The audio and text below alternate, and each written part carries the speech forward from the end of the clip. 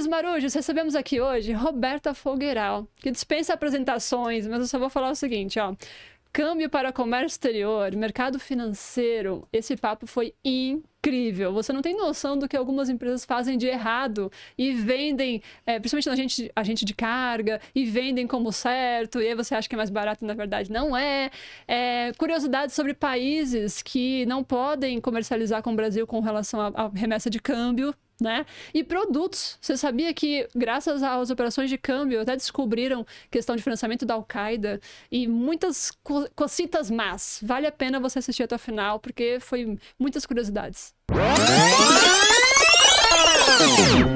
Fala, Marujo! Muito bem-vindo a bordo de mais um episódio do seu querido podcast, o podcast do canal Tecnologia Portuária. Eu quero aproveitar para agradecer você, nosso querido Marujo, fiel escudeiro, que está sempre com a gente, curtindo, comentando, compartilhando, todas as interações que vocês fazem com a gente nos ajudam muito a fazer esse conteúdo chegar a mais pessoas, certo? Então, muito obrigada de coração. E quero também agradecer que nos ajuda a sustentar tudo isso, porque nada de graça, né, gente?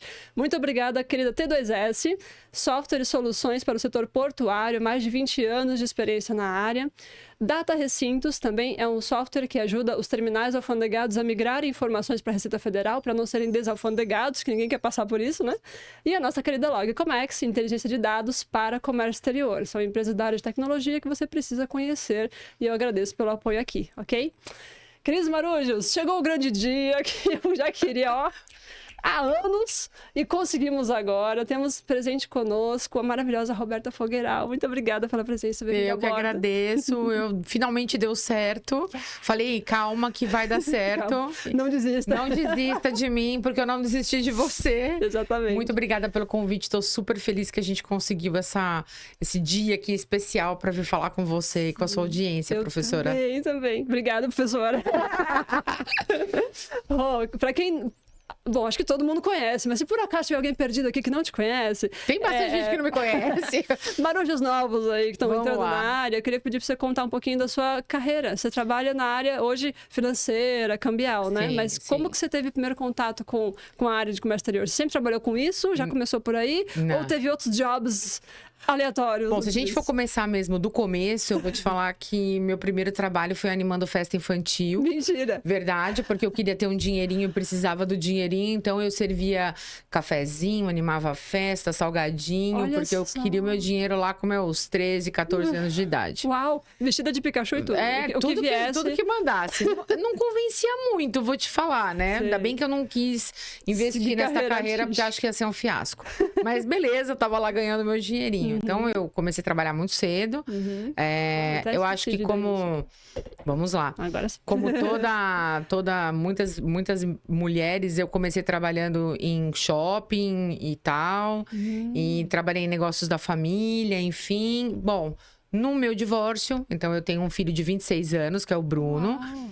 No meu divórcio, eu estava no 4º ano de direito. E sim, eu sou advogada de formação. Com carteirinha da OAB e tudo, passei no exame de ordem, advoguei um tempo no consultivo. Só que paga muito mal, né?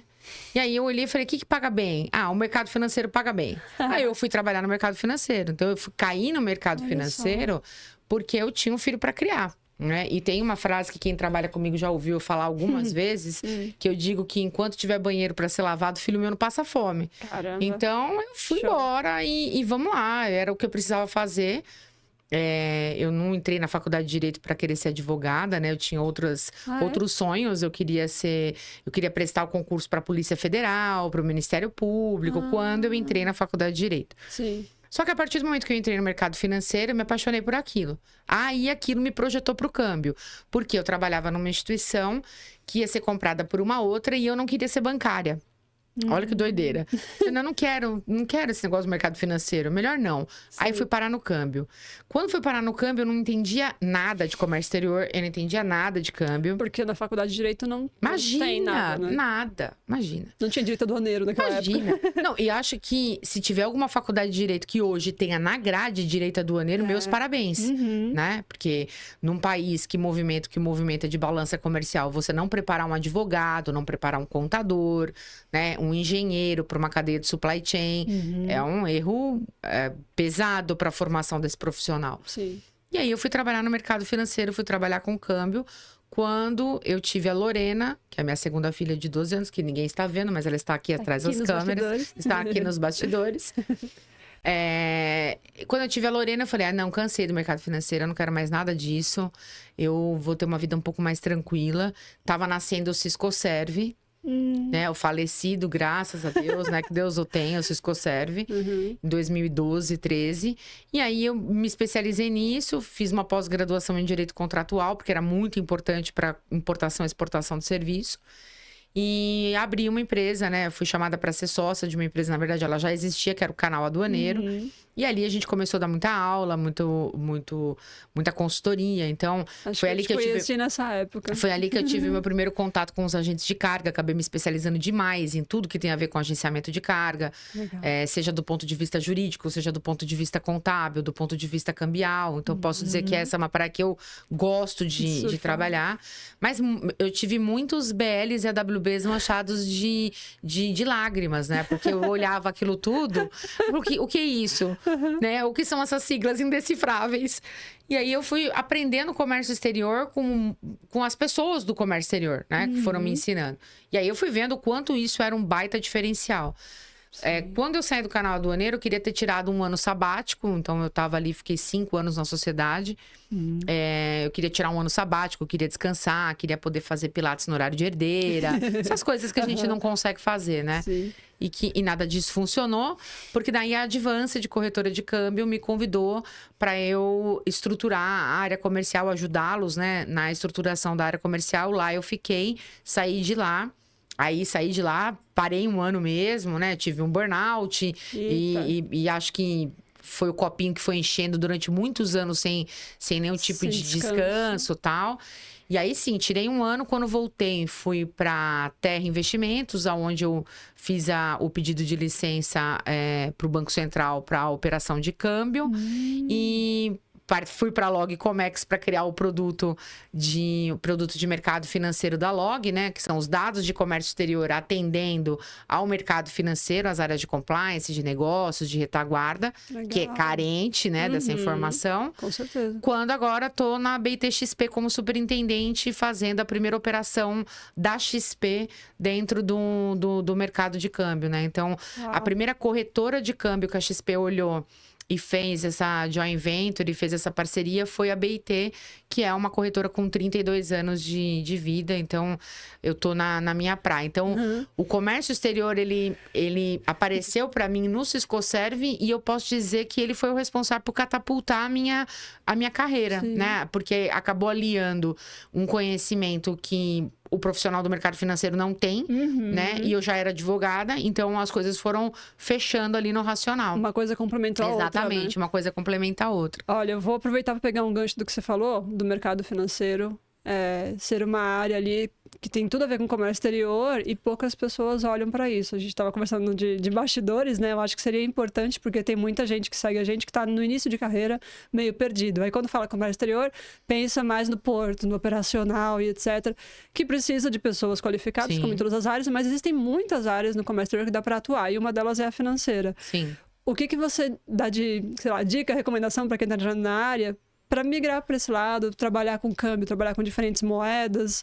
O que dá para explorar? Primeiro eu vou falar que é para você escutar a Metallica, né? Open your mind for a different view, né? Abra sua cabeça para diferentes visões. Escuta Metallica, que Metallica não vai fazer mal. E aí você começar a entender que não é porque você fez comércio exterior que necessariamente você vai para uma área portuária, que você vai para um agente de carga, para um despachante aduaneiro, né?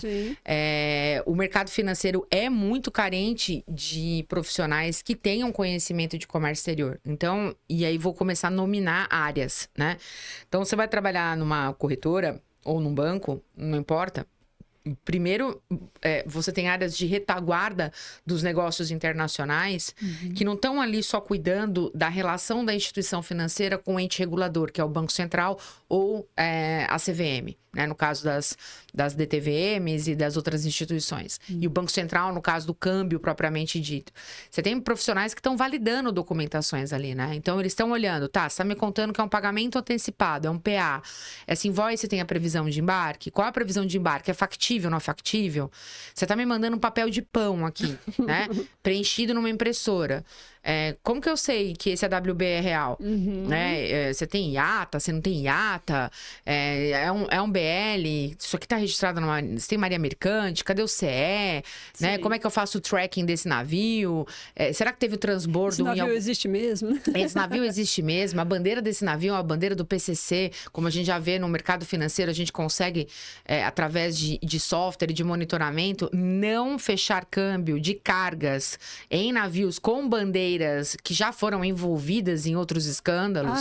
Olha. O mercado financeiro, ele tem uma regra, que são as regras de PLD-FTP, que é prevenção à lavagem de dinheiro, financiamento ao terrorismo e o financiamento financiamento ao terrorismo e financiamento de armas de destruição em massa. Para a produção de armas de destruição em massa, isso o FTP adicionado aí com a crise Rússia-Ucrânia, né?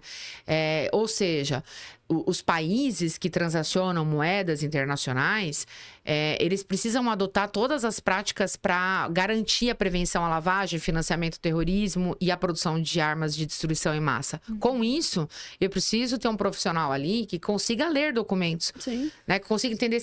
escuta, tem sentido esse transbordo nesse porto? Bielorrússia? Não é Rússia. É um porto do lado, é fertilizante. Não, é Rússia. Né? E não quero trabalhar. Né? Ela está desplugada da rede SWIFT, eu não tenho interesse de trabalhar com esse país. Então, o profissional de comércio exterior, na retaguarda, do pré e do pós-fato, numa área de back-office, numa área de compliance, numa área de business, na mesa de operação, eu contrataria a fila inteira que formasse na minha frente. Olha aí, alunos. Né? Porque, assim, ele é um profissional necessário para o negócio. Vai fazer uma carta de crédito. Carta de crédito é cheia de detalhes, sacal pra caramba. Sim. Errou um negocinho lá, não pode pagar. Então, quem que vai fazer isso? Né? Quem entende dos documentos, quem entende daquele monte de siglas, a sopa de letrinhas que estudou comércio exterior. Indecifráveis do comércio exterior. Então, eu acho que o profissional em começo de carreira, ou até mesmo o profissional que está fazendo transição, né, de carreira, eu acho que esse é um conhecimento técnico muito bem visto, é um conhecimento técnico necessário para o mercado financeiro, então recomendo que abra a cabeça para olhar para vagas de back-office, de compliance, de mesa de operações, de controles internos, porque vai ter muita gente ali, muita instituição financeira procurando esse profissional. Perfeito. Ou seja, então quem está fazendo o curso de comércio exterior tem um grande diferencial se for trabalhar na área financeira, é um profissional valorizado, um profissional necessário. Sim, né? Com certeza. E aí, com isso, consegue, talvez, cargos legais, com... E vamos combinar, né, amiga? Que o mercado financeiro paga bem, né? Não é? Então, eu acho Trabalha diretamente com dinheiro, né? Tudo bem que você, quando trabalha no mercado financeiro, você vai fazer o pacto com o capiroto, né? Que é... Vende a alma.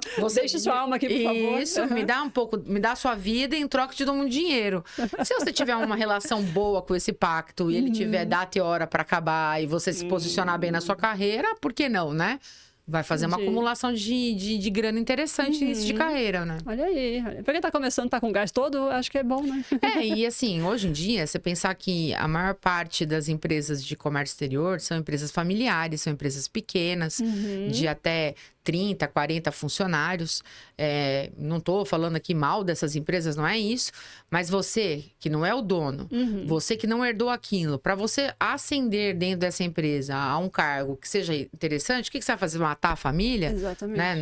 Então, você teria que ir para uma multinacional das gigantes, e aí a conversa é um pouco diferente. Sim. Então, hoje, sei lá, mais da metade das empresas de comércio exterior são empresas de pequeno e médio porte.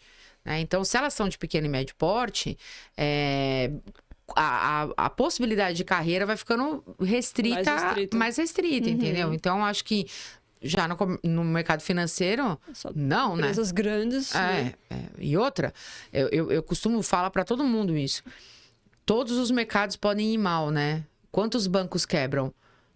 Você para agora o podcast, vai no Google, vai achar qual foi a última vez que quebrou um banco. né? Toda vez que um banco está em situação financeira delicada, o próprio governo federal, o próprio Banco Central, todo mundo se organiza para comprar, encampar, compra o ativo, faz uma fusão. Por quê? Quebrar um banco é um colapso no sistema, né? Então, por mais que sejamos todos concorrentes, ninguém deseja que um banco quebre, porque isso colapsa o sistema. Gera um pânico, gera um medo.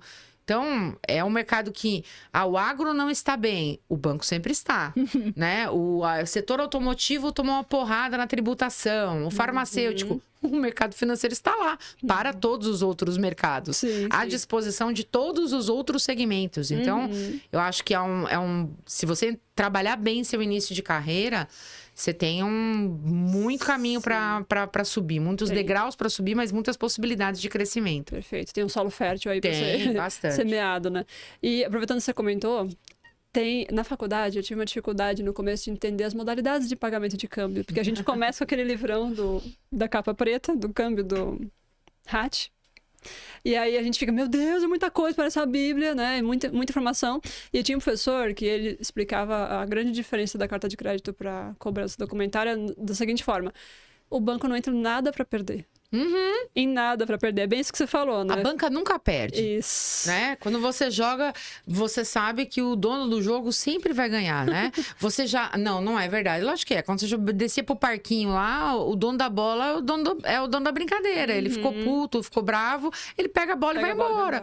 Então, o banco, ele nunca vai entrar em nenhum financiamento, em nenhuma antecipação de recebível, em nenhuma operação onde ele possa ter prejuízo. Claro que vai ficando mais ou menos caro para o importador, exportador, até para o agente de carga, acessar produtos e linhas de crédito de acordo com o tipo de garantia e de acordo com outras coisas que acontecem no mercado. Então, por exemplo, eu não sei quando o podcast vai ao ar, se a gente vai ter modificações ou não, mas hoje a gente tem uma taxa Selic muito elevada. Então, os juros são todos atrelados à taxa Selic. Mas você tem outros produtos para levantar caixa que não necessariamente são os produtos ligados ao financiamento. Só que, quanto maior a garantia real, e aí ter feito direito me ajudou, o que eu estou falando? Imóveis, para serem dados como garantia da obtenção de um dinheiro, menos está o risco para o banco. Porque se você não pagar, ele toma o imóvel. Então, tudo que tem garantia real... já foi fiador e passou por esse perigo, sabe como dói. Tudo que tem garantia real é mais acessível. Só que entre um financiamento com uma garantia real, uma antecipação com uma garantia real, que pode ser a carga, que pode ser o imóvel, né? A propriedade, a fábrica, o sócio dando um home equity, né? Para garantir, você tem outras formas de levantar caixa. Uma forma pouquíssimo explorada é consórcio. Ninguém usa consórcio como estratégia de caixa. Acha que, consórcio é para comprar uma moto, um carro, né? Não. Grandes empresários, ninguém fica mais atrelando levantamento de caixa para levantar dinheiro com financiamento com essa taxa Selic. Você vai para cartas contempladas de consórcio, né? Porque o consórcio não impacta balanço, né? Não vai mostrar que você tem grau de endividamento, entra como uma obrigação. Então, isso facilita o acesso ao crédito. Então, quando eu falo assim, lá na faculdade, fica estudando a carta de crédito, e estratégia financeira, que nós estamos estudando para trazer uma estratégia financeira para o pequeno, que precisa importar, vender, fazer caixa para comprar a próxima, né? Como é que a gente está trabalhando a estratégia financeira da empresa? A faculdade não ensina. Né? A faculdade não ensina. É só a pessoa que tem que correr atrás desse conhecimento e pensar em estratégia. Você pega no câmbio, olhando que a gente tem uma balança maior na importação, muito mais importadores do que exportadores, vamos colocar assim. Basicamente, a gente está falando de duas modalidades de importação, né? O pagamento antecipado antes do embarque e o pós-embarque. Era isso que eu queria te perguntar. Hoje, quais são as formas de um importador... Vou começar com os importadores, depois a gente vai para os agentes de carga. Quais são as formas dos importadores fazerem pagamento para o exterior e dos exportadores receberem pagamento do exterior? Vamos falar só das formas listas. Por favor. Vamos falar só a dúvida da galera, tem Pix? Vamos falar... Pode pagar com cripto? Né? Não, vamos falar só das coisas que a legislação brasileira, do país que você está, né? Onde você às quais você precisa se submeter, permitem que você faça câmbio hoje no país, tá? Com o governo Collor, né? Então, quando o Collor abriu os mercados... Nos anos 90, né? E todo mundo pode odiar o Collor, né? E não tô falando dele aqui, mas aquilo foi um marco. Se hoje a gente está conversando aqui sobre comércio exterior, foi em função da abertura de mercados trazido no governo Collor, né? O celular seu, sua roupa, tudo que a gente tem veio da abertura do mercado do Collor. Sim. Com essa abertura do mercado... o Brasil ele começou a poder fazer importação. Pra você ter uma ideia, tem uma história icônica do Banco Central que antes da gente poder fechar câmbio como a gente fecha hoje, a gente precisava de uma autorização do Banco Central. Então tem uma história icônica de um pai que precisava comprar um segundo lote de medicação para um filho. Nossa. Ele foi aos Estados Unidos, comprou o primeiro lote e ele precisava trazer a receita do médico, ele precisava trazer a caixinha do remédio que o filho tinha usado para o Banco Central liberar ele importar o segundo lote, que não passava de $500, tá? Era um negócio assim. E ele perdeu a caixinha. E esse pai fechou a Avenida Paulista em São Paulo com faixas pedindo, pelo amor de Deus, para o Banco Central liberar ele, porque o filho dele ia morrer sem a segunda dose. Gente. Então hoje o que a gente fala assim, nossa, é uma coisa super normal, era assim. E eu tô falando, não é uma coisa de 1950. Eu tô falando do começo, final dos anos 80, começo dos anos 90. Sim. É uma história gente ficou famosíssima. Será que tem imagens disso? Vou Tem. Então, essa flexibilização de 90 e pouco para cá, ela veio acontecendo super gradativa e o Brasil pioneiro em muitas soluções. Então, o que antes você só podia fechar com corretora, porque quando ele flexibilizou, os bancos não podiam fechar câmbio sem a presença de uma corretora de câmbio. Então, câmbio era com corretora, né? Por meio da corretora em bancos. Sim. E aí flexibilizou. Aí as corretoras começaram a poder operar como se fossem bancos. E esse limite foi sendo aumentado. Então, $50 mil, $100 mil por operação, 300 mil, hoje $500 mil em operações individuais. E cada dayzinho ali, as corretoras têm autorização para fechar. Mas a gente tem uma explosão de fintechs. E fintech não é necessariamente uma instituição financeira. Fintech é uma empresa de tecnologia que vai lá e resolve um problemaço burocrático e, através da tecnologia, ela conecta uma solução ao mercado financeiro e o mercado financeiro a esse cliente que tem uma dor, tá? Então, eu tenho fintechs no mercado, que não necessariamente são instituições financeiras. Sim. Eu tenho IPs, instituições de pagamento, podendo fechar câmbio, até $100 mil, né? Eu tenho os bancos, que continuam fechando câmbio, os bancos de câmbio, que são os bancos nichados em câmbio, tá? E eu tenho os correspondentes cambiais, que é uma espécie de representante das instituições financeiras na captação do cliente e direcionamento da operação dentro de uma IF ou de uma IP, né? De uma instituição financeira ou de uma instituição de pagamento. Então, a gente sai do pai lá fechando a Paulista no final dos anos 80 para os anos 90, pula para 2025 com banco de câmbio, corretora, instituição, fintech, instituição de pagamento, correspondente bancário, correspondente cambial. Então, hoje, o importador e o exportador, e o agente de carga, e todo mundo, o tomador de serviço, o prestador de serviços internacionais, ele tá com a faca e o queijo na mão.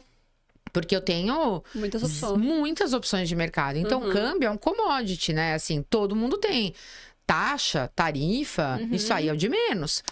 Eu queria que você falasse disso, porque a maioria da galera fica, mas o dólar abaixou, mas o dólar subiu, e agora, no contrato de câmbio, não sei o quê. Dá pra eu trabalhar com comércio exterior sem esse desespero? Porque a gente só sabe a taxa de amanhã. Amiga, não dá. Assim. Pra trabalhar com comércio exterior e desespero é quase que um sinônimo, né? Mercado financeiro e um surto psicótico, pleonasmo, entendeu? Redundância. É isso aí. Mas eu digo assim, de câmbio, porque, por exemplo, né? Quem trabalhou com despacho sabe que o câmbio que tá lá no Banco Central tá no Siscomex, né? A PETAX. Aquela taxa que tá lá é aquela que vai pagar os tributos. Sim. Então, hoje é uma, amanhã é outra. E aquilo ali é inegociável. Sim. Né? Agora, o que eu vou pagar da mercadoria que eu tô comprando pro cara lá da gringa, aquela taxinha eu consigo negociar. Pô, e como? E como que funciona? Eu consigo falar, durante 6 meses, sei lá, não sei quanto tempo eu quero usar essa taxinha. Dá pra fazer isso? Como é que funciona? Sim, não. Então, vamos lá. Hoje não, né? O importador, o exportador, o agente de carga, todo mundo que precisa fechar câmbio tem uma série de camadas de produtos, né? Esse que fica sofrendo, torcendo... O torcedor. O torcedor. Você já me viu falar, né? Não seja cliente torcedor. O importador torcedor. Eu vou torcer. O que é? Não, eu sou importador. Vamos torcer que o dólar vai cair. Eu sou exportador. Vamos torcer que ele vai subir. Uhum. E você é importador, exportador, você torce pra quem, então, né? Porque se ele cair, você chora sim. E se ele subir, você chora também. Uhum. Então, não seja torcedor, né? Não fica lá torcendo. A gente tem o câmbio pronto, né? Vamos colocar que é aquele câmbio que é liquidado em até 2 dias. Uhum. Algumas instituições têm soluções para além dos 2 dias. A XP, por exemplo, ela tem o câmbio D5, que é o câmbio contratado na modalidade pronta, liquidado em 5 dias. Ai, que legal. Que é um produto que foi criado para que naquele período dos 5 dias esse cliente ganhe o CDI. Né? A XP tem, outras instituições acredito que devam ter, mas é mais difícil ter, porque ele necessita de uma análise um pouquinho diferente para a operação do cliente. Sim. Mas o câmbio liquidado em até 2 dias, contratado hoje e o recurso chegando na mão lá do fornecedor em até 2 dias, você quase nada vai conseguir fazer. Você vai entrar e você está sujeito à cotação. Então, você está sujeito se o Trump meteu um tarifaço, se as ações da Apple caíram ou subiram, se o Putin vai resolver explodir alguém, se a China acordou de mau humor. Ou seja, é totalmente imprevisível e você não tem comando nenhum sobre o que vai acontecer. Então, como que você pode... ter toda uma previsibilidade da cadeia logística, fica apertando o agente de carga, aperta o despachante, aperta o cara da inspeção, aperta não sei quem, aperta o armazém, aperta todo mundo. Mas quando chega no câmbio, você fica lá torcendo que vai dar tudo certo no dia do fechamento, entendeu?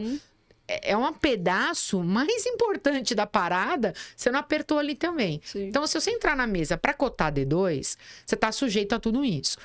Se você já tem uma certa recorrência de importações, normalmente o importador sabe quanto que ele vai comprar, quando ele vai comprar, né? Então, se ele é um importador que trabalha com Natal, né? Que vai fazer muito produto de Natal, essa época do ano ele já começou a cravar os fornecedores. É porque não vai chegar, as coisas não vão chegar de navio no Ctrl-C, Ctrl-V, né? Exatamente. Demora. Teletransporte. Exatamente. Então, esse cara, ele já consegue trabalhar com trava, com NDF, com RED. Não, calma, traduz. Todos eles são produtos onde você vai, de novo, né? Lembra, a banca nunca perde. Só lembra dessa informação, tá? Reserva, o dono da bola, pega a bola e vai embora a hora que ele quer. Então, esses produtos, eles são produtos de mercado que dependem da capacidade financeira de cada importador e exportador, mas hoje já até acessíveis aos pequenos também, tá? Então, hoje, por exemplo, você tem FDICs, que são fundos fiduciários, financiando importação e utilizando conhecimento de transporte como garantia. Porque ele se subroga ali como fiel depositário, não pagou, ele desembaraça a carga. Olha só. Então, é um fundo financiando um importador. Já tem empresas, já tem fintech só olhando para fundos que têm apetite de financiar o pequeno. Olha então, só. você tem no mercado produtos que vão ser muito mais baratos, vamos dizer assim, do que você ficar ali no dia que você vai fechar torcendo para ninguém abrir a boca no mundo e não estourar uma guerra, o dólar não subir e por aí vai. Esses produtos, a Trava, o NDF, o RED, são produtos em que você vai entrar na mesa hoje, o banco vai fazer um estudo de uma curva de tempo, uma curva de risco, e ele vai falar, tá, daqui a 30 dias, 60 dias, eu vou fazer uma trava para o dólar a 6,10. Chegou 300 dias, 180 dias, o dólar está 6,20, você vai pagar 6,10. O dólar está 5,90, você vai pagar 6,10. Entendi. Então, essa previsibilidade, essa estimativa que a instituição financeira passa é muito apurada, porque ela não vai fazer um all-in se não for a mão, né? Sim. Ela é a mão, ela vai no all-in porque ela sabe o que ela tem na mão. Então, não é que ela chuta, né? Ela tá olhando o teu mercado, o teu porte de empresa, a curva de tempo, o volume, teu histórico. Então, uma dica que eu sempre dou. Todo mundo fala, a diretoria financeira aqui tem uma postura de nunca ter uma instituição só. Pois é. Aí você faz $1 milhão por mês, mas você tem 4 instituições financeiras te atendendo. Você é pequeno nas 4. Porque você vai fazer $250 mil em cada uma. $250 mil é muito dinheiro para mim, é nada para a instituição financeira. Agora, quando você entra com o checão de $1 milhão, uma só, você é muito grande. Entendeu? Entendi. Você já entra num outro... Então... Essa estratégia... Tem mais poder de barganha para negociar. Você tem mais poder de barganha. É a mesma coisa, você compra de picadinho lá fora. Sim. Você concentra, é fiel a um fornecedor só. Obviamente que você vai ter as melhores condições. Então, não são produtos que estão para todo mundo, mas à medida em que você começa a se relacionar melhor com a tua instituição financeira, com mais estratégia, com mais planejamento financeiro, mais ela vai te abrindo produtos que vão te colocar num outro nível de discussão. Você não vai ficar lá o cliente torcedor, entendeu? Porque estabelece uma relação confiável, né? A instituição financeira observa aquele valor e começa a investigar todo o histórico da empresa e começa a confiar mais e vice-versa. É isso. No final do dia, como a gente já falou, como eles não entram para perder, nenhuma instituição entra para perder, é uma relação de reciprocidade, né? Então, se você tem dedicado parte da operação, então você faz sua folha de pagamento lá, você faz sua antecipação de recebíveis lá no banco, né? Você tem o plano de saúde dos seus funcionários lá. Óbvio que você vai ter praticamente uma taxa de dólar spot, que é a taxa mais barata sem spread nenhum, né? Por quê? Porque o banco já está ganhando com você em outros produtos. Agora, você faz uma coisa em cada lugar só tem uma coisa para ganhar dinheiro. Exatamente. Então, ele nunca vai te dar uma taxa boa, porque ele só tem aquilo para ganhar dinheiro com você. Muito estratégico esse conceito. Muito, porque geralmente a visão que a galera tem é o contrário, né? Aquele negócio de vários ovos em uma cesta só. Só que no mercado financeiro esse raciocínio não se aplica. A visão da gente que tá do outro lado da mesa é... Tudo bem, você quer ter 2 instituições financeiras, né? Porque você um dia pode acontecer de uma te pedir um documento que você não tem, você tá com pressa, a outra tá mais flexível. Ok, tá? Mas a estratégia de fechar com 4 bancos, 2 bancos, 5 corretoras e ficar naquele leilão, vai jogar a capacidade que você tem de barganha no lixo. Perfeito. Então, a gente que tá desse lado, a gente olha, tá bom, ele quer que eu melhore esse spread pra ele, né? O que mais ele tem de produto aqui? Nada. Ah, amigo. Aí não dá pra negociar. Eu não vou fazer de graça, você entendeu? Ninguém vai fazer de graça. Claro. E desconfie se fizer, né? Porque... Quem é que vai trabalhar de graça, né? Exato. Se um banco fala, não, isso aí a gente vai fazer e não tá ganhando nada. E por que tá fazendo, almoço então? grátis, né? Não. Tá estranho. Tá estranho, entendeu? Perfeito. Tá estranho. Aproveitando que você falou do que tá estranho, eu queria que você contasse essa questão de que, às vezes, a instituição financeira recusa alguns tipos de clientes. Tem história até de país que não é bem-vindo, né? Como é que foi? Conta aí algum caos que você já viu acontecer. Olha, em 20 anos, eu vou te falar que o que eu mais tenho é caos. Né? Mas, assim, as instituições financeiras, de um modo geral, elas não precisam nem dar satisfação. Elas podem recusar o cliente e, no meio do relacionamento, ela pode dizer... foi bom até aqui, mas eu não tenho mais interesse, tô encerrando sua conta. Uau! Né? E por que isso acontece? Isso é importante a gente saber. Porque as instituições financeiras não prestam? Não vou entrar nesse mundo. Não vou entrar nesse... Prefiro não comentar. Não é sobre isso. Mas por que as instituições financeiras, elas fazem isso? Porque como elas têm a área de monitoramento, das sopa de letrinhas que eu te falei, do PLD, da prevenção à lavagem e tal, elas começam a observar movimentações atípicas. Então, você é um agente de carga, sempre fechou frete, de repente você começa a mexer com trading. Que isso? Ah, mas eu posso? Não tô discutindo se você pode. É estranho. Tudo que é estranho acende uma yellow flag no mínimo. Quando ela dá a red flag... é porque ela já tem certeza do que você está fazendo de errado. E se ela te comunicou que ela não quer, ela também comunicou uma outra pessoa, que é o COAF. Eita. Quando ela comunica o que é o COAF... COAF, pra quem não conhece? Quando ela comunica o COAF, ele fica ali monitorando, né, essas movimentações atípicas e é o COAF que starta, por exemplo, uma denúncia ao Ministério Público, à Polícia Federal, à Receita Federal, ao Banco Central. Então, eu, instituição, não tenho poder de polícia e pouco me importa se você está fazendo alguma coisa errada ou não. Mas eu tenho o dever de comunicar que tem alguma coisa atípica acontecendo na sua conta. Tem, por exemplo, o lavador de dinheiro, como ele sabe que o conhecimento de transporte pode ser feito em qualquer impressora, principalmente o aéreo, ele aborda muitos laranjas para abrirem empresas como agentes de carga para poder lavar dinheiro lá para fora. Em cargas e conhecimentos que não existem, cargas não embarcadas, importadores fictícios e por aí vai.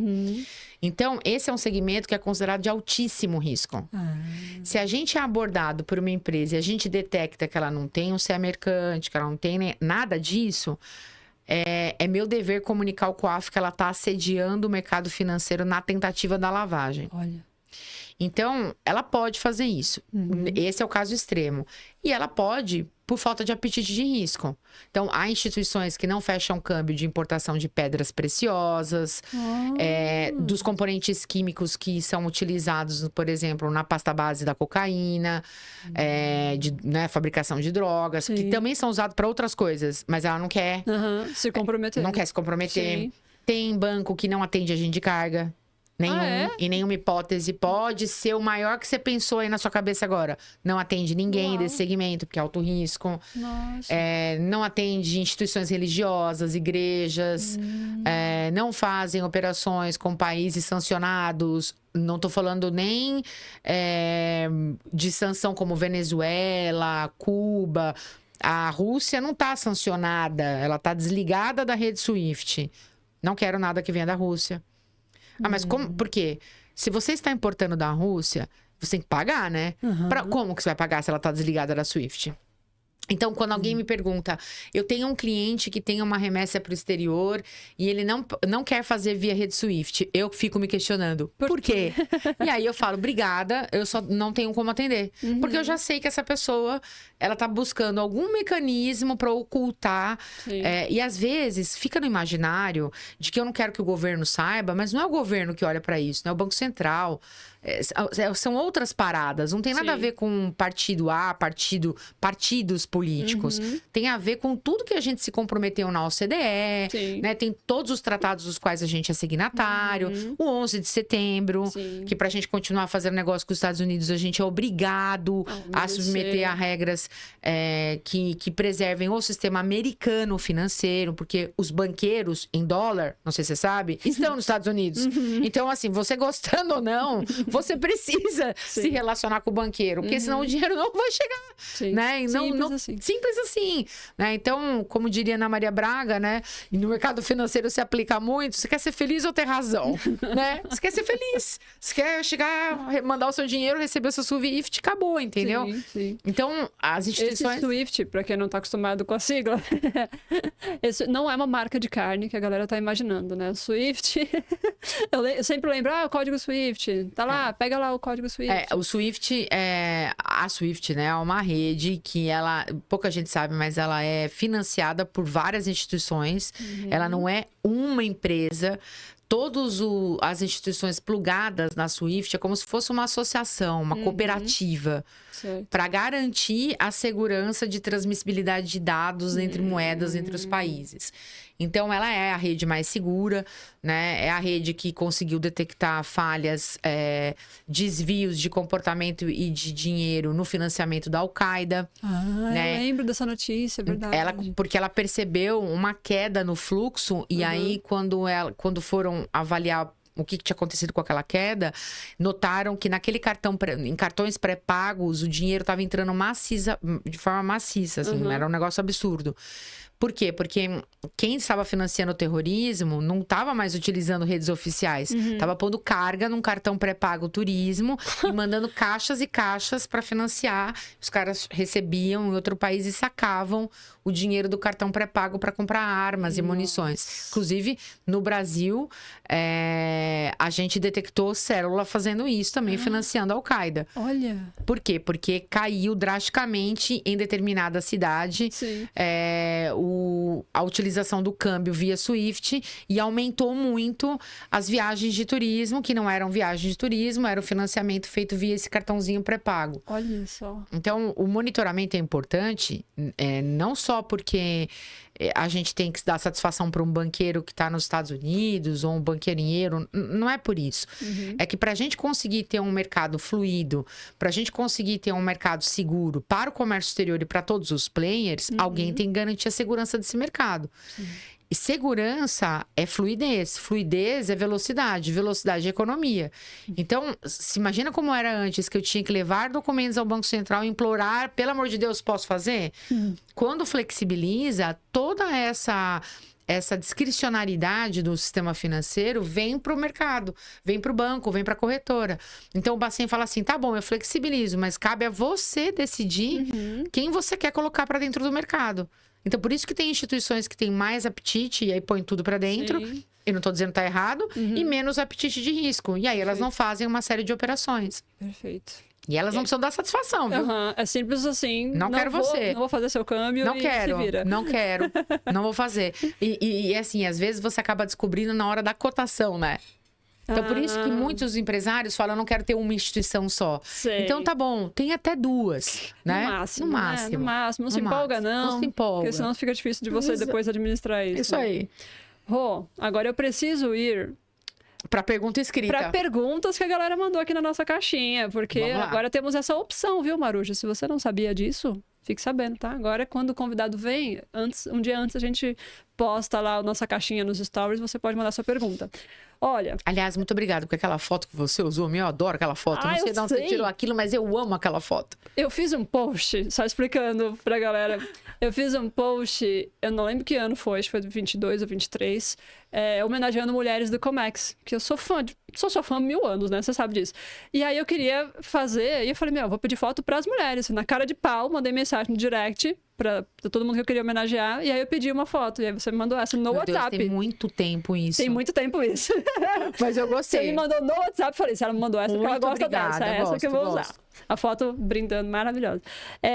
Tem umas perguntas aqui de um assunto que tá muito recente e ainda acho que ainda tem pano pra manga pra andar, que são perguntas sobre o IOF, né? É assim, ó. Misericórdia, o IOF. Natureza de empréstimo, como ficam as alíquotas do IOF? Outra pessoa perguntou quanto a alíquota de empréstimo diferencia se o valor é acima ou abaixo de $1 milhão.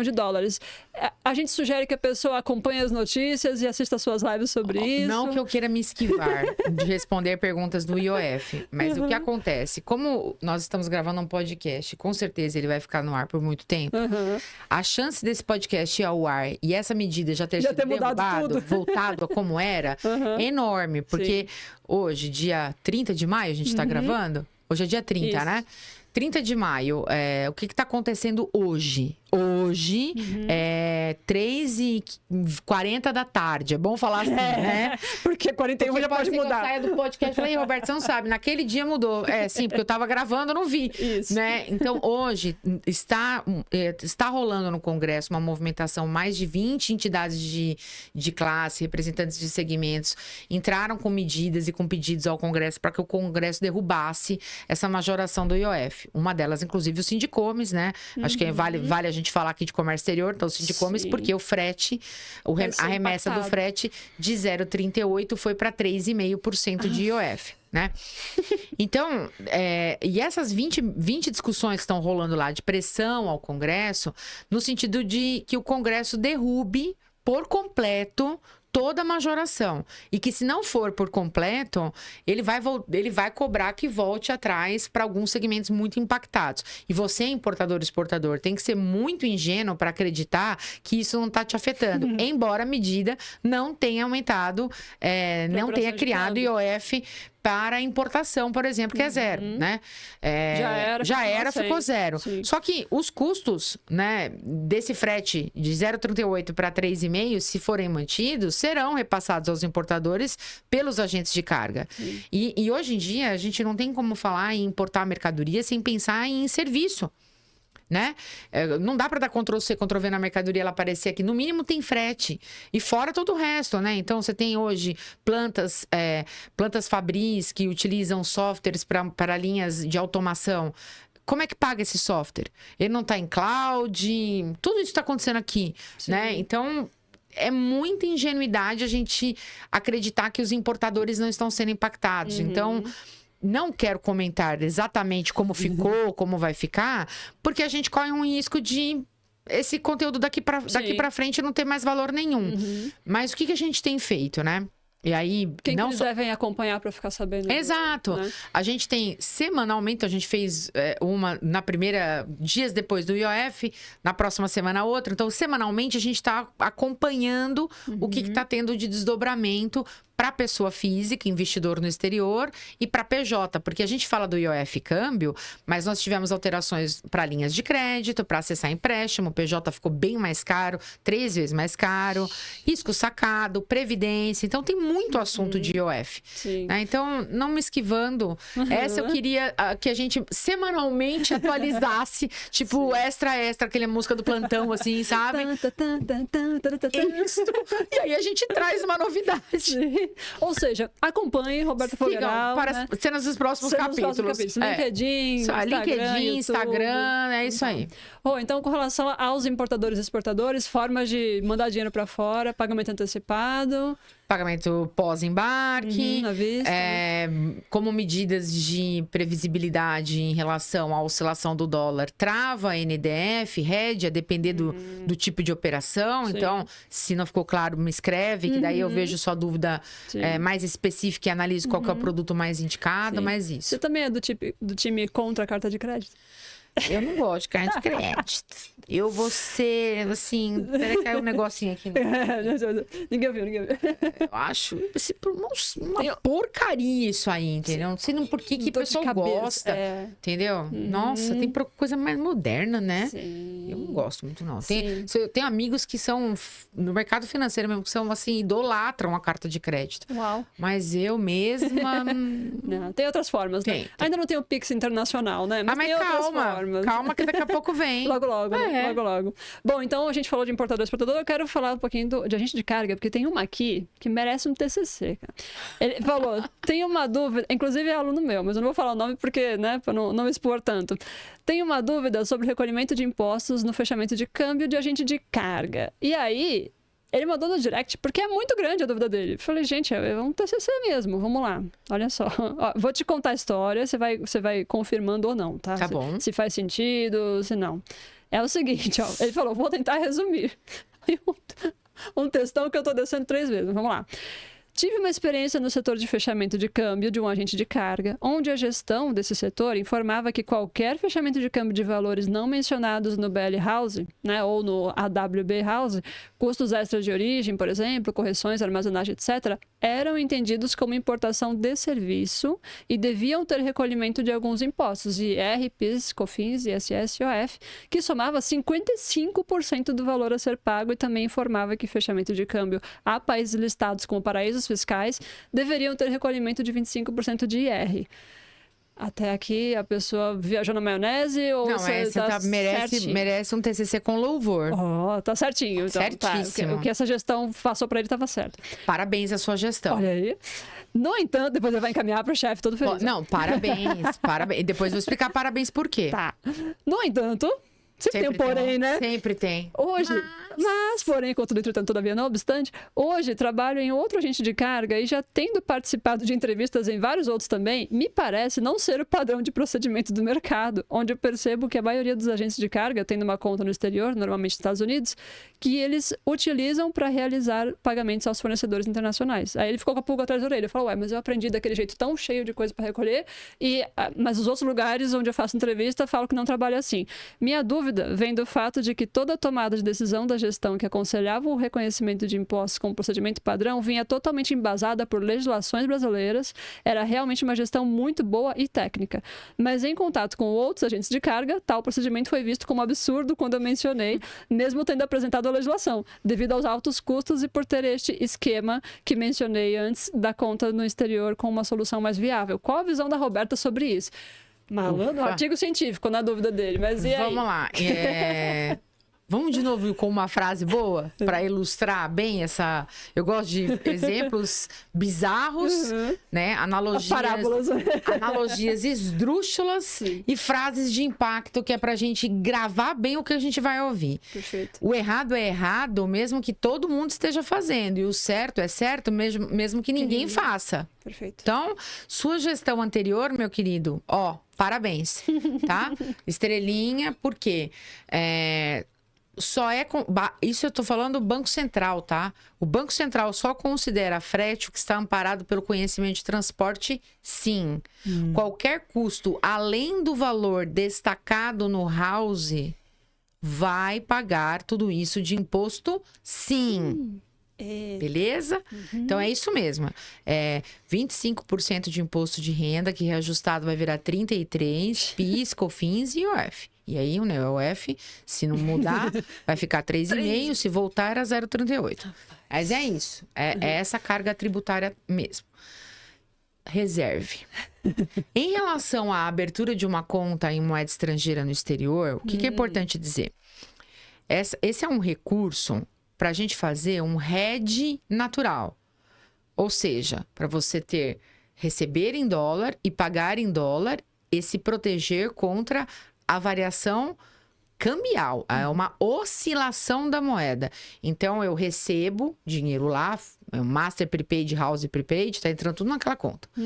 E aí, agora eu preciso pagar um profit, eu preciso pagar um frete, era um Master Prepaid, o House Collect, era Collect com Collect, eu tenho que debitar lá. Aí eu vou lá e debito e pago em dólar. Para quê? Para eu não ficar com oscilação da moeda. Agora, que alguns empresários brasileiros, eles pagam consultorias para falar o que eles querem ouvir, né? Não o que eles precisam ouvir. Sim. Mas eu, que já fiz muita consultoria jurídica para agente de carga, de grande porte, médio porte, pequeno porte, já vi agente de carga nascer do zero, já abri lá o CNPJ com o cara. Legal. Então, e trabalhando com o câmbio há tantos anos, vou falar uma coisa. Eu vou falar o que a gente precisa falar sob o ponto de vista legal. Tá? A conta em moeda estrangeira é apenas com essa finalidade da gente se proteger contra a variação cambial. Ela não tem a capa de invisibilidade do Harry Potter, tá? Você não vai pôr um escudo invisível lá e a Receita Federal não saber como você está movimentando aquela conta. Até porque você continua um residente e domiciliado fiscal e tributariamente no Brasil. Então, quando você movimenta a conta lá fora, você deveria recolher o IR aqui sim. Porque a movimentação é da moeda, não é o serviço que está sendo executado lá fora. Sim. Se você é um agente de carga no Brasil e você tem que remeter profit, share, estou pagando profit, Master e House Collect, eu estou pagando pelo serviço do cara, eu estou remetendo dinheiro. O fato dele já estar lá fora não significa que eu não tenho imposto de renda. Tá? O imposto de renda é sobre o serviço, é um imposto sobre a renda. Ele não é um imposto sobre a remessa apenas. Sim. Tá? Então, se muito agente de carga está sendo orientado como uma estratégia de economia, eu tenho uma péssima notícia. Um dia a casa cai. Um dia a casa cai. E aí, de novo, partindo para os exemplos esdrúxulos, né? Eu posso matar uma pessoa? né? Eu não devo Não matar uma deve. pessoa, né? Mas se eu sair daqui e quiser matar uma pessoa, não tem nada que me impeça de fazer isso, a não ser a lei, né? A minha moral, o que eu acho que é certo, o que é errado. Sim. Mas vamos supor que eu faça uma bizarrice dessa e que eu vá lá no fundo da minha casa e vou concretar o corpo dessa pessoa lá e vamos passar, sei lá, 10 anos e ninguém vai descobrir. Eu vou viver durante 10 anos com uma pessoa que não matou ninguém. Sim. Só que a partir do momento que esse corpo for achado, né, vou ser uma homicida a partir daquele momento. Nossa, cometeu um crime há 10 anos. Quando eu faço isso... Conhecida, né? Você já era uma homicida desde o dia que fez, né? Mas a aí, sociedade não sabia. do ponto de vista de conhecimento, só a partir do momento que os caras meterem a escavadeira lá no meu quintal e descobrirem que eu concretei um corpo ali. O que eu tô querendo fazer de analogia com essa questão? Se essa operação e o cruzamento de dados está cada vez mais eletrônico, a gente tem o sistema ARPIA da Receita Federal, então, né, se você quer brincar com isso, o dia que acharem o corpo, você, empresário, CPF responsável por aquele CNPJ, você vai responder, né, por crime de sonegação. Então, eu, Roberta, não mato as pessoas, não só por um princípio, porque alguém vai um dia me apontar na rua e dizer, ó, lá vai uma homicida. Lá vai aquela que sonegou, aquela que tomou uma inaptidão, impedida de abrir CNPJ daquela natureza. Ah, mas daí eu põe o nome da minha filha. Não é como a gente sabe que o empresariado brasileiro, ele quebra um CPF da família, depois ele quebra outro, quebra outro, quebra outro. Sim. Então, esse tipo de negócio não me interessa, esse tipo de cliente não gosto, né? Ah, mas a carga tributária é um horror. Então vamos fazer como a gente está fazendo na movimentação do IOF agora. Vai lá, pressiona Congresso, pega a sua entidade de classe, não para ficar dando notinha de desagravo. Vai lá mesmo, sabe? A gente tem entidades e federações que essa semana foram todas para Brasília. Diversos amigos meus... Ó, a gente tá aqui porque a gente veio despachar aqui, porque isso está impactando o segmento de vidro, o segmento da indústria farmacêutica, o segmento automotivo. Então, se não tá bom para você desse jeito, pagar IR sobre o profit, né? Você tem que discutir o imposto de renda. Você tem que discutir o regulamento do imposto de renda, né? E não encontrar uma manobra tabajara, né? Uma capa, achar que tem uma capa do Harry Potter nessa conta e que a Receita não vai pedir o IR retido aqui. Tá? Então, o seu aluno está de parabéns. A gestão com quem ele aprendeu, quero até saber o nome, depois você me conta nos bastidores, porque é muito bom a gente ver que são empresários que eu tenho certeza não são pequenos, ficam grandes, mas ficam grandes fazendo certo. Exatamente. E tem um monte de outros que oferecem o mesmo serviço e depois falam, nossa, mas tal agente de carga tem um preço tão melhor do que o outro. Mas por que será, né? Porque o outro vai tudo errado. Né? Então, a gente no câmbio, a gente passa isso com o agente de carga quando um processo vem como fechamento de câmbio lá, Master House Collect, né? E aí ele cota... E aí ele fala pra mim assim, nossa, mas tá 40% mais caro. Eu falo, mas como 40% mais caro? Não tem como o câmbio tá 40% mais caro num banco e no outro, né? Sim. Passa para mim o que você recebeu de cotação estimativa. É que a outra instituição financeira categorizou isso como frete. E frete é 3,5 de IOF com alteração, era 0,38 anteriormente. E profit não é frete. Profit é profit, frete é frete. Agora, uma remessa para o exterior com Master e House negociados na condição collect, nunca do verbo jamais vai ser frete. Isso sempre vai ser serviço no exterior. Então, portanto, tem 25% de imposto. Não tem como que reajustado vira 33%, e aí mais todos os outros custos, 40 e poucos por cento mais caro. Então, mentir para o cliente, porque é o que ele quer ouvir na hora da cotação e fecha como frete, e depois ele ser cobrado do IR que ele não recolheu, aí quando vem para mim eu falo, então você pede, tá aqui a legislação, eu não vou fechar como frete, eu vou fechar como profit, porque esse é o certo. Sim. Eu fico imaginando, às vezes, a pessoa que, sei lá, recém-formado, aí é contratada para trabalhar no comercial de um agente de carga, e alguém passa o serviço para ele assim, fala, ó, a cotação você faz assim, aprende, assim, vai aprender para sempre. Gente, aí a pessoa, o comercial às vezes se empenha na venda e vende muito bem, só que tá vendendo uma coisa errada, né? Tá vendendo sem a tributação correta, sem a declaração correta, às vezes sem saber, falta de conhecimento. E te digo mais, quando a gente joga o comércio exterior para dentro do câmbio, né? A assunção da responsabilidade sobre a natureza de câmbio, ou seja, sobre o fato, o código do que é de fato aquilo ali, é do cliente. E não adianta você falar depois, não, mas olha, sabe, é que a outra instituição XPTO lá, ela me passou ela não me falou nada que Master e House Collect eram profit. Ela deixou fechar como frete. Sim. Culpa e problema seu. Sim. E aí, meu querido, pega aquele contratinho de câmbio lá e dá uma olhadinha, que deve ter uma cláusula lá, que a multa por erro no fechamento de câmbio, ela pode variar de 50% a 300% do valor da operação. 300? Então, você tá achando caro pagar a IR do Profit? Espera para ver se o Banco Central bater lá na porta da instituição. Não vai sobrar para a instituição, porque ela é a dona da bola, lembra? Ela é a dona da banca. Sim. Ela sempre vai dizer, sim, mas aqui é a responsabilidade de determinar a natureza do cliente. Ele falou que era frete, fechou errado, aplica multa. Problema seu. Eu nunca vi ninguém tomar essa multa, viu, Roberta? A puta teoria do pânico. Sim, meu querido, porque ninguém vai lá fazer um post no LinkedIn, dizendo que né? tomou. Olá, oi rede, hoje eu tô aqui pra falar que conforme a @Roberta disse, eu tomei uma multa da @Receita. Ninguém vai fazer isso, você entendeu? Quem toma multa, fica quietinho, né? Então eu acho que é o atalho que não vai funcionar, sim, sabe? Perfeito. A gente fecha com a frase do começo, né? O certo é certo, mesmo que ninguém esteja vendo. Vai dormir em paz, com travesseiro fofinho. E outra, eu acho que quando a gente tem uma cultura mais de empresário, eu acho que a palavra empreendedor, às vezes dá uma ideia de uma coisa muito caseira. E aí eu gosto da ideia de empresário, né? Você tem uma visão de perenidade da sua empresa. Sim. Você está construindo uma empresa para que ela sobreviva, porque o CNPJ não morre, né? O CPF é que morre, para que ela sobreviva às gerações. E pensar pequeno, pensar grande, mesmo que você esteja montando uma empresa agora, dá o mesmo trabalho. Então, se você começa redondo, todos os seus custos estão adequados para aquilo e aquilo só vai melhorar. Agora, você ser surpreendido 5 anos depois, né, com um processo administrativo para exigir que você pague os últimos 5 anos de impostos que você não recolheu, mais com todas as multas de 50% reajustado, você vai quebrar.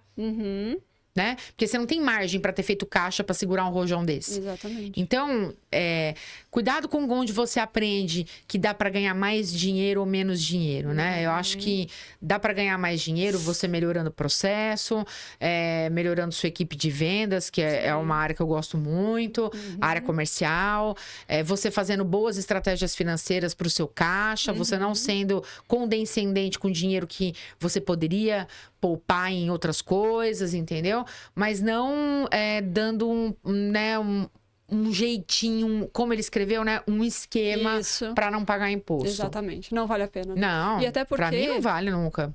Internacionalmente, tem selos de qualidade que estão cada vez mais pegando em cima disso, né? Olha o OEA, né? Exatamente. O OEA tem um capítulo específico sobre câmbio. Ah, mas eu faço errado e consegui a certificação. Parabéns, um dia você vai perder. Um dia casa... né? O que vai significar?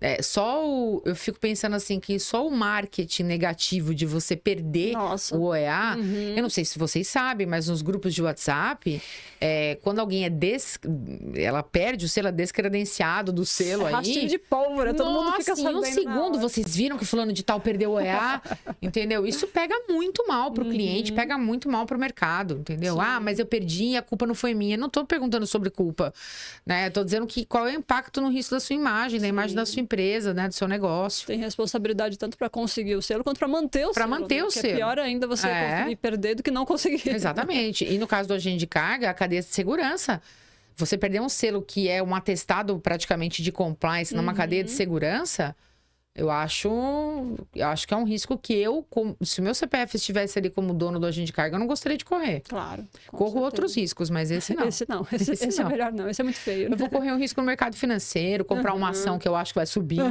Eu acho que é um risco mais moderado pro meu perfil. Sim. Agora, tomar um processinho crime de sonegação é um risco que eu não gostaria de correr. A manchinha no currículo. É melhor você ter apostado numa ação e não deu certo, mas você estava fazendo tudo certo, do que você fazer o errado e tomar uma invertida. Né? Prejuízo porque escolhi mal um investimento do que o prejuízo porque quis dar uma de muito espertinho aí, né? Todo esperto um dia vira otário, né?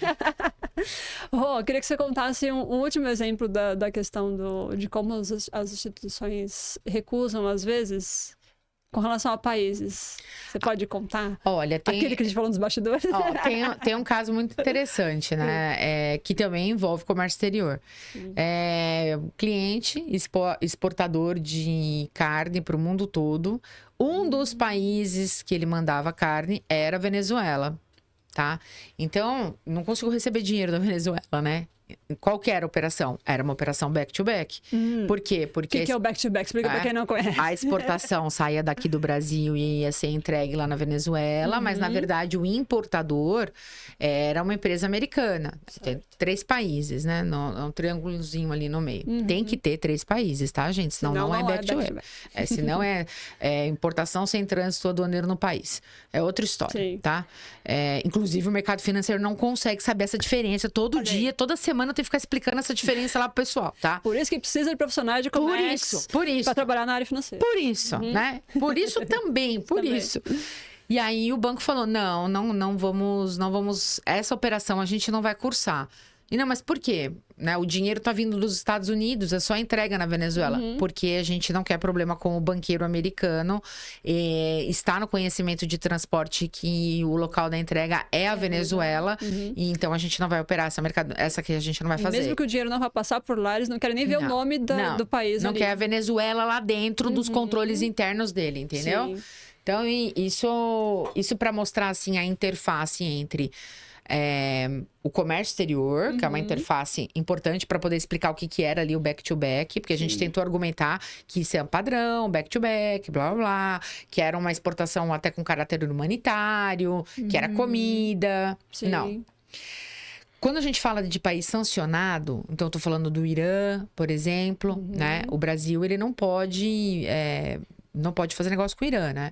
Ele é sancionado e essa sanção vem dos Estados Unidos. A gente é signatário de vários acordos com os Estados Unidos, principalmente depois do 11 de setembro. Então, a gente não pode cursar a operação com o Irã. Porém, se a gente estiver falando de gêneros alimentícios e fármacos, eu posso mandar para o Irã. Né?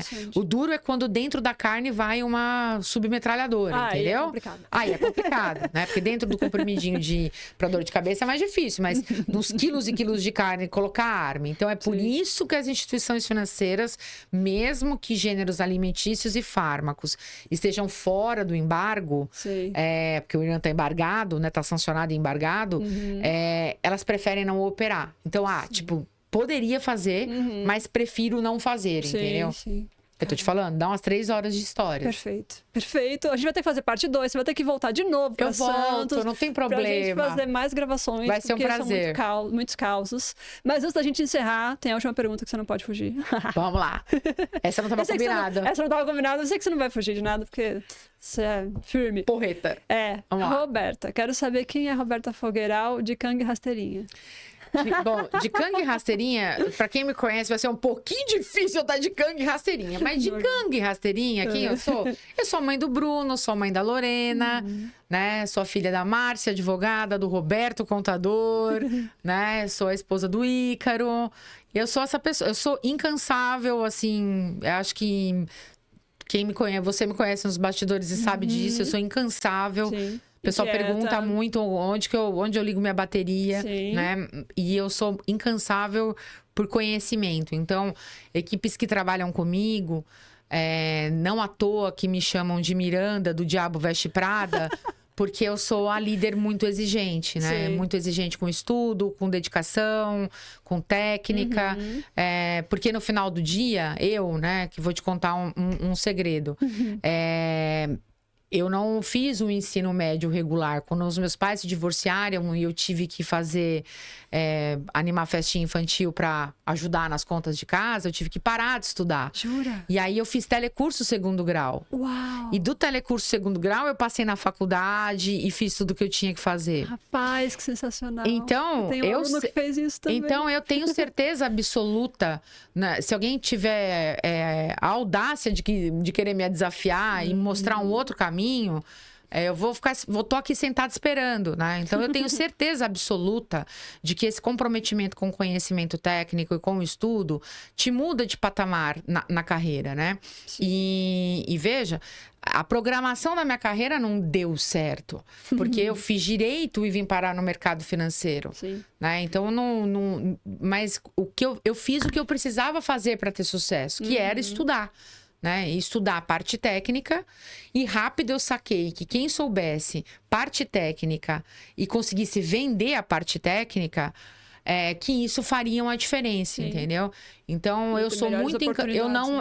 Eu não aceito um colaborador, uma pessoa do meu time, falar que não tem tempo para estudar, né? Porque eu fiz o telecurso segundo grau, o Bruno já era nascido, o meu filho tem 26 anos, eu entrei na faculdade, ele já tinha 3, 4 anos de idade, né? Quando a Lorena nasceu, eu pedi demissão para empreender, então, posso falar para mim que é difícil? Desculpa, amigo, mas difícil para mim também é. Também já morei na periferia, veio de família pobre, não fiz o ensino médio de forma regular, tinha que ficar estudando de madrugada. Então, assim, difícil, é uma questão meio de perspectiva, né? A Roberta é essa pessoa. Eu sou incansável nesse sentido, Perfeito. né? E quando sai de do gangue e trabalho... rastaria sou eu. De gangue e rastaria continua incansável. Mas tem alguma coisa que você gosta de fazer, de atividades assim? Ah, gente, eu sofro muito no Pilates, né? Sim, quem me segue sabe que eu tenho um humor um pouco ácido. Na força do ódio. Sou eu com a academia também, eu odeio. Não queria, mas fui. Sim. Né? Não queria fazer, mas fiz. Porque só quem faz o que quer é criança. Adulto faz o que precisa fazer. Nessa idade, então, ai de mim se eu não fizer. Né? Fui andar 1 hora aqui em Santos, estou totalmente descadeirada, então eu tenho que fazer. Sim. Mas eu gosto de cozinhar, eu gosto de fazer. É uma coisa que pouca gente sabe, mas eu falo um pouco da minha vida pessoal. Então eu gosto muito de cozinhar, gosto muito Cozinha bem, Lorena? Olha. Lorena, ela quer saber se eu cozinho bem. Testemunho. Ela cozinha bem, sim. Muito bem. Viu? Lasanha divina. Lasanha. Temos um prato. Viu? Temos uma prova de que... Ai, eu já pensou se ela fala um misto quente da minha mãe é maravilhoso? Frito É com meu pai. Então essa sou eu sou a mãe do Bruno, mãe da Lorena, sou uma mulher como qualquer outra. De vez em quando eu também tenho meus momentos de baixo astral e de insegurança e de síndrome de impostora. Como todas, né? Todas. Mas aí eu vou lá, estudo e passa. Sim. Essa garra que eu acho que falta em muita gente dessa geração. Isso. Né? Precisa, né? Não pode... A gente tá aceitando muito, né? Eu aceito que eu tomei um não, eu aceito que eu tomei um pé na bunda do namorado, eu aceito que não deu certo. E a gente tá aceitando muito. A gente tem que não aceitar nada disso. Exatamente. Tomou um não, vai atrás do sim. Exatamente. Tomou um pé na bunda, arruma outra. Né? Perdeu um emprego, vai atrás de outro. Exatamente. Sabe? Não aceita, é não aceitar. Não tem tempo pra ficar chorando a morte da bezerra, né? Sem tempo, irmão. Sem tempo, irmão. Sem tempo. Então, sem tempo, irmão. Infelizmente, encerramos esse episódio. Que pena, foi uma delícia, eu professora. Amei. Foi ótimo, obrigada. Sabe que eu sou sua fã. Eu também. 1000 anos e foi muito feliz que você conseguiu vir hoje. Eu também, fiquei bem feliz. E esperamos que você consiga vir mais vezes pra gente bater mais papo. Deixa aqui nos comentários que dúvidas que você gostaria que a gente tivesse comentado no Deu Tempo aqui, né? Se você já trabalhou com essa pessoa, por favor, comente também se ela é uma chefe legal. Ou se ela é Miranda. Certeza. Não é? Certeza que deve ter um monte de alma caída aí pelo caminho, sofrendo. Faz parte. Marudes, muito obrigada. Não esquece de deixar o like, se inscrever no canal, né? E ativar o sininho pra ficar sabendo dos próximos vídeos, beleza? Obrigada. Até a próxima. Tchau, pessoal. Obrigada.